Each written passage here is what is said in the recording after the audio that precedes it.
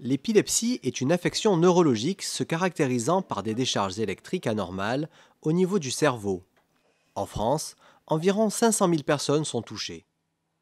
Ce sont vraiment des maladies caractérisées par une région cérébrale qui se met à produire des activités électriques anormales. Ce qu'on appelle la crise d'épilepsie se caractérise par ces oscillations que l'on peut voir sur l'écran par exemple ici, qui sont des activités en général rapides et tout à fait anormales.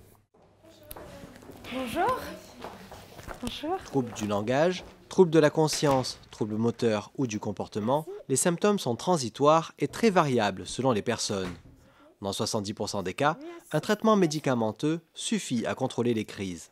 Quand les médicaments ne suffisent pas à arrêter les crises, eh bien, on va envisager une chirurgie de l'épilepsie qui consiste à d'abord localiser cette zone cérébrale, la zone épileptogène, et ensuite l'enlever ou la neutraliser selon les méthodes que l'on va utiliser.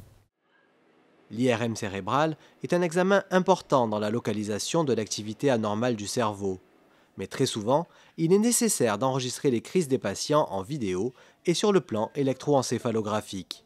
On va faire des enregistrements directement d'activité électrique cérébrale au moyen d'électrodes posées par les neurochirurgiens sous anesthésie générale, avec le maximum de sécurité bien sûr, dans les zones du cerveau qui nous semblent importantes pour comprendre à la fois la naissance des crises d'épilepsie et leur propagation dans le cerveau.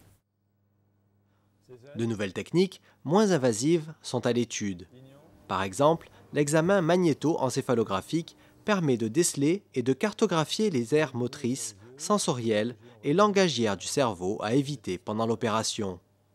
Le cerveau virtuel, mis au point très récemment par des chercheurs du CNRS, de l'INSERM, d'Aix-Marseille Université et de la PHM, ouvre encore de nouvelles perspectives.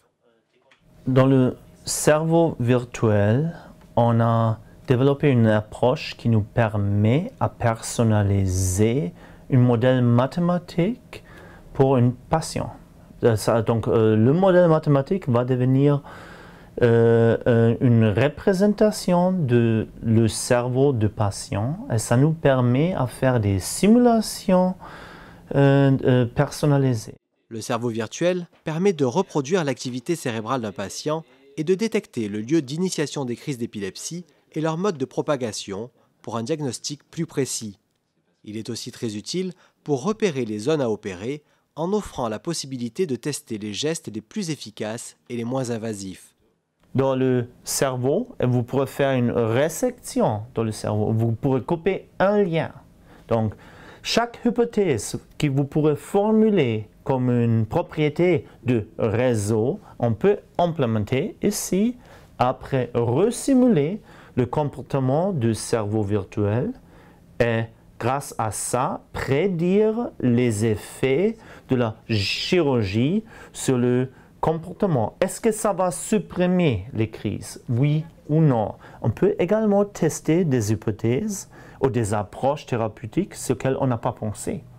Donc, on peut laisser l'ordinateur chercher des autres options qui sont complètement non standards, non traditionnelles, mais qui pourraient être découvertes par l'ordinateur, parce que l'ordinateur ne va pas faire qu'une seule chirurgie, mais peut faire des millions de différentes combinaisons pour arriver au meilleur résultat. Le but est d'offrir une médecine personnalisée du cerveau, en proposant, grâce à la virtualisation, des solutions thérapeutiques individualisées et spécifiques pour chaque patient.